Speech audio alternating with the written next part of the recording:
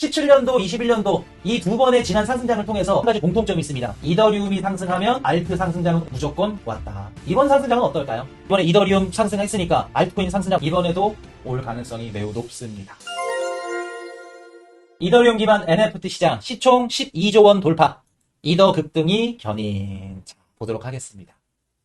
여러분들 이더리움 투자하신 분들 축하드립니다. 올해 상반기부터지. 올해 상반기에 조정이 왔을 때 욕을 그렇게 얻어먹고 그 중에 한 가지가 이더리움이었거든요.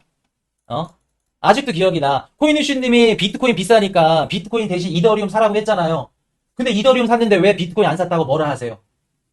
그분 아직도 기억합니다. 아마 멤버십 회원분일 거예요. 지금 어떻게 됐을지 무슨 얘기하고 있을지 궁금해요. 그리고 그때도 분명히 제가 비트코인 사야 된다. 대신 이더리움 같은 경우에는 변동성이 심하니까 떨어지는 것도 인지를 해야 된다. 대신 올라가면 수익률은 더 좋을 겁니다. 근데 실제로 지금 수익률 좋으니까 18번 어금니까지 보이면서 아마 웃고 있을 거라 생각이 됩니다. 투자자들 다 간사해. 한창 막 상승장 때 코인이슈님 뭐 끝까지 가요, 몇 년 가요, 이번에 뭐 엑시트 할게요 막 하죠? 안 믿어요. 막 채팅창 열심히 할게요, 뭐 할게요, 다음까지 뭐 갑니다, 쭉 갑니다. 뭘 쭉 가? 본격적으로 상승장 시작되면 이제 막 도지코인 막 개 날뛰고 눈앞에서 업비트 막 키니까 몇백 프로 상승하니까 이제 흰 눈밖에 안 보여. 흰자밖에. 검은 자가 없어. 눈이 180도 돌아버린다니까요. 왜냐면 제가 21년도부터 방송을 했잖아요. 채팅창 21년도부터 쓰시는 분들 몇 없어. 그나마 우리 지금 스패너분들이야 남아가지고 4년, 5년쯤 계시는 거지. 이더리움 얘기 좀 해드려 볼게요. 자, 이더리움 기반 NFT 시장 시총 12조 원 돌파. 이더리움 급등이 견인. 여러분들 이제 이더리움 아마 빠르면 오늘도 가능해요. 전고점 돌파할 걸로 봅니다. 전고점 돌파할 걸로 보이고 빠르면 오늘도 가능하고 뭐 이번 주 내로 돌파하지 않을까? 전고점 여러분들 많이들 막 착각하고 계시는데 이미 전고점 넘었어요 그러신 분들 계시는데 전고점 안 넘었어요. 그분들이 얘기하신 거는 국내 거래소 업비트 가격 기준인 거고 그때 환율이랑 지금 환율이 다르죠. 21년도 11월 10일이랑 25년도 8월 30일, 13일이랑 환율이 달라요. 근데 어떻게 전고점을 넘었어?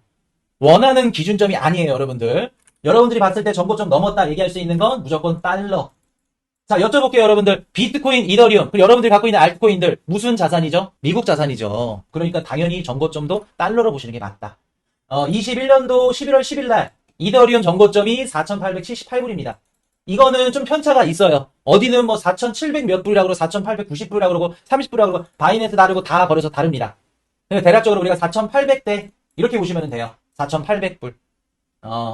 그래서 요거 넘으면 이더리움은 전고점 넘은 거다. 역사를 쓴 거는 4,700? 뭐 이번 주 가지도 않겠네. 방송 중에도 가겠네. 4,700이면은. 그래서 요거죠. 4,800입니다. 4,800 넘으면은 4,880 대략적으로 넘으면은 이더리움은 전고점을 돌파했구나. 자, 근데 여러분들 봅시다.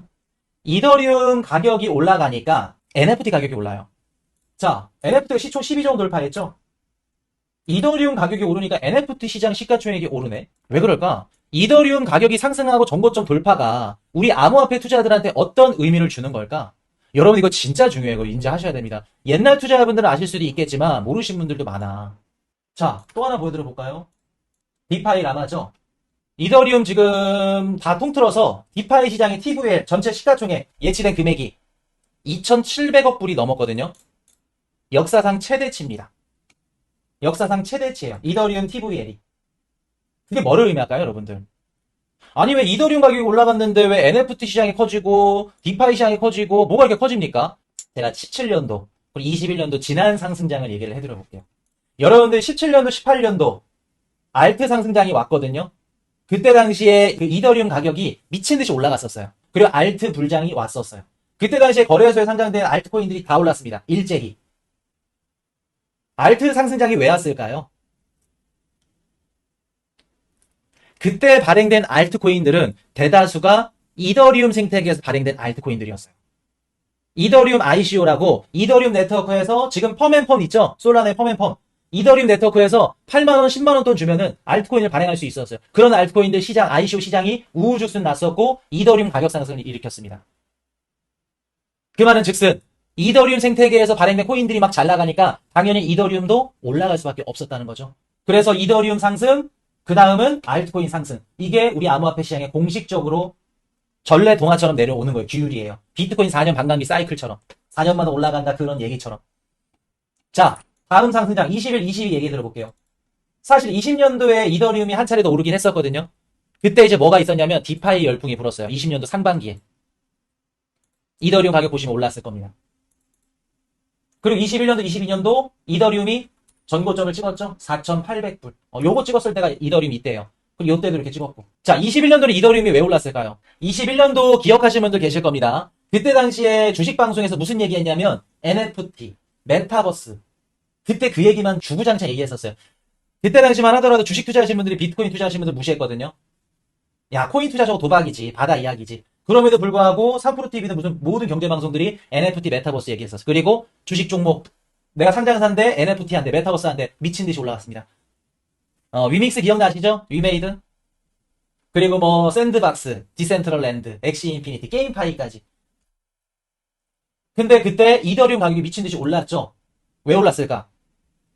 NFT, 메타버스 모든 태계들 있죠. 걔네들이 21년도에도 대다수가 이더리움에서 발행이 됐어요. 그래서 이더리움 올라가니까 걔네들이 쭉 올라갑니다. 21년도에도 이더리움 가격 상승, 그 다음에는 알트 불장. 이게 공식이 뒤따라서 왔어요. 여기까지 이해되셨어요, 여러분들? 17년도, 21년도? 당연한 거예요. 왜? 여러분들이 쓰는 게임, 그리고 메타버스, NFT, 그런 애들이 거래를 하거나 아니면 이용을 할 때마다 수수료가 발생이 돼. 어디서? 이더리움에서. 돈을 많이 버니까 수수료를 많이 발생시키니까 당연히 이더리움도 소각이 되면서 가격이 오를 수밖에 없겠죠. 자, 그럼 25년도 됐네요. 우리가 한 가지 알 수 있죠. 공통점. 17년도, 21년도 이 두 번의 지난 상승장을 통해서 우리가 한 가지 공통점이 있습니다. 뭔가요? 이더리움이 상승하면 알트 상승장은 온다, 안 온다? 무조건 왔다. 이더리움이 상승하면 알트 불장이 무조건 찾아왔다. 무조건 찾아왔다. 자, 그럼 여러분들 봅시다. 이번 상승장은 어떨까요?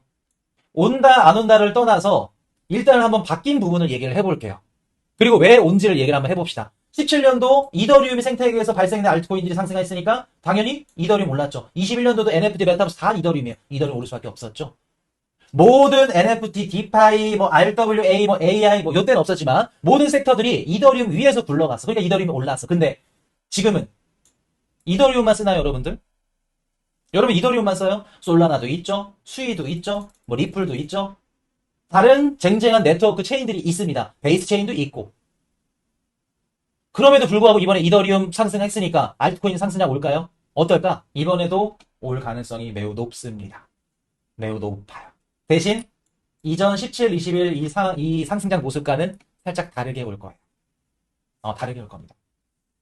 자, 왜 올 가능성이 높은지를 말씀을 드려볼게요. 여러분들 봅시다.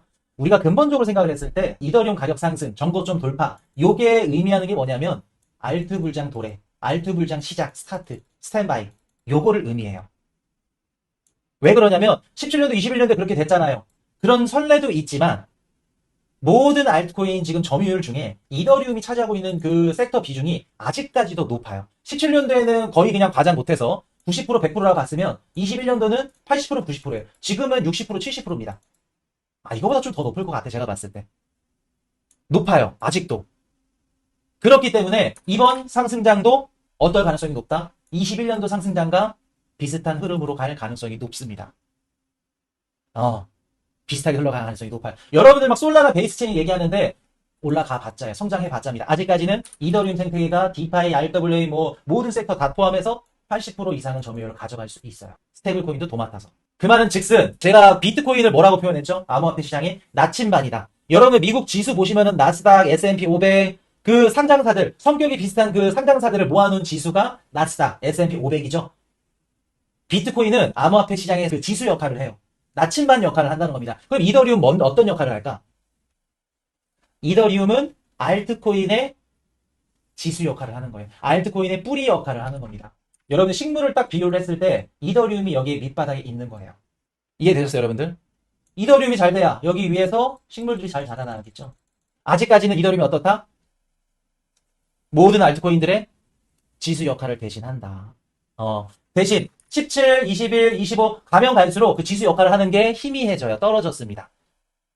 예전만큼 지수 역할을 하진 않아요, 사실은. 그래도 지수 역할을 하기 때문에 아직까지는 간다는 거예요. 알트 상승장은 갑니다. 그리고 두 번째, 코인뉴스님, 근데 보세요. 이번에 이더리움 과열 지표 보면은 과열되지가 않았어요. 맞습니다. 17년도, 21년도 이더리움 정고점 돌파했을 때는 과열이 붙었거든요. 과열이 붙을 수밖에 없어요. NFT, 야, 떡상 간다. 아이시어 떡상 간다. 그 상승 메타 때문에, 호재 때문에 미친 듯이 과열이 붙었는데, 지금은 과열 단계가 아니에요. 아직 과열 직전 단계입니다, 이더리움은. 왜 그럴까요? 새로운 창구가 생겼죠? ETF. 1월 11일 이후부터 미국 자산에 편입이 됐고, 이더리움은 이젠 미국 자산이에요. 그러면 달러 창구로 자본이 들어가기 때문에 과열이 없는 거죠. 그럼 이번에 이더리움 상승은 지난 17년도, 20년도 상승장이랑 달라요. 철저하게 다릅니다. 그래서 무조건 이더리움 상승했으니까 알트 불장이 온다, 그렇게 받아들이시면 안 돼요. 올 가능성은 매우 높습니다. 대신 이전 상승장과는 다른 모습으로 올 겁니다. 17년도에 100개 알트코인이 있었으면 100개 올라갔다 그러면 21년도는 100개 중에 50개 올라가. 25년도에는 100개 중에 20개. 진짜 많으면 30개 올라가요. 그런 식으로 올라갈 겁니다. 느낌 오셨나요, 여러분들? 그래서 지금 보시면 이더리움 가격이 상승하는데 이더리움 뭐 폭발적으로 올랐는데 왜 알트 상승장이 안 와요? 얘기하시는 분들 계세요. 왜 안 오는지 이해되셨죠? 17년도, 21년도 같았으면은 지금 이미 상승장이 왔었어야 돼요. 알트장이, 불장이. 여러분들 갖고 있는 시바인드 도지코인 다 올라갔어야 된다. 근데 아직 꿈틀대지 않죠? 시차가 생길 수밖에 없겠죠. 왜? 이더리움조차도 지금 과열 상태가 아니잖아요. 지금 여러분들 이더리움 가격이 오른 이유 누가 견인을 했나요? 이렇게 상승을? 미국에 있는 기관들이 견인을 했잖아요. 미국에 있는 기관들이. 걔네들이 견인을 했기 때문에 순차적으로 과열이 붙지 않고 올라간 겁니다. 과열이 붙으려면 누가 사야 돼요? 개미들이 사야죠. 개미들이 사야죠. 여러분들 과열이라는 표현이 기관들이 산다 그래서 기관은 과열이 아니에요. 개미들이 둘러붙고 야 이제 끝났다 지금은 늦지 않았다 미친듯이 레버리지 끼고 들어와야지 그게 과열이 붙는 겁니다. 그럼 아직은 이더리움에는 과열이 붙지 않은 상태고 개미들이 앞으로 이제 조금씩 들어오기 시작을 했다는 거예요. 그리고 지난 두 번의 상승장은 다른 흐름, 다른 움직임으로 알트 불장이 올 가능성이 매우 높고 그래서 제가 작년부터 말씀드렸잖아요. 강의 런칭하면서 알트 불장 종결반에 16개 종목들 넣어놨죠. 그 코인들이 이번 상승에 갈 거라고 가는 놈만 가는 거예요. 이번 시즌은. 가는 놈만 간다고. 그냥 여러분들이 갖고 있는 A코인, B코인, C코인, D코인 다 가는 게 아니라 가는 놈만 간다. 개미들이 스마트해진 건 아닐까요? 스마트해졌죠. 스마트해져도 기관들은 못 따라가죠. 미국 주식 같은 경우에는 그나마 선방을 하겠지만 우리 암호화폐 시장 같은 경우 파이가 적기 때문에 어찌됐든 간에 기관들이 핸들링하는 데 이끌어갈 수밖에 없어요. 근데 이제 암호화폐 시장도 성숙해지고 시가총액이 점점 커지면 커질수록 미국장이랑 비슷하게 흘러가겠죠.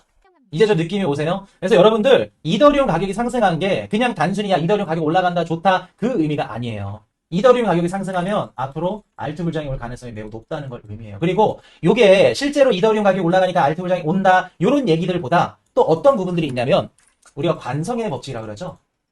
관성의 법칙. 관성의 법칙이 뭐냐면 그동안 17년도, 21년도 코인 투자를 겪어봤고 그때 상승장에서 있었던 투자자들은 피부로 알아요. 몸으로 알아. 어떤 거를? 이더리움이 올라가면 내가 갖고 있는 모든 알트코인들이 오른다고. 알트 대불장이 시작된다고. 이게 피부로 알고 있기 때문에 어떻게 할 수밖에 없어요? 오케이, 내일 아니야. 그럼 다음 상승할 알트코인은 뭔데? 다음 알트코인의 유동성이 갈 수밖에 없어요. 이게 포모 심리가 같이 오면서.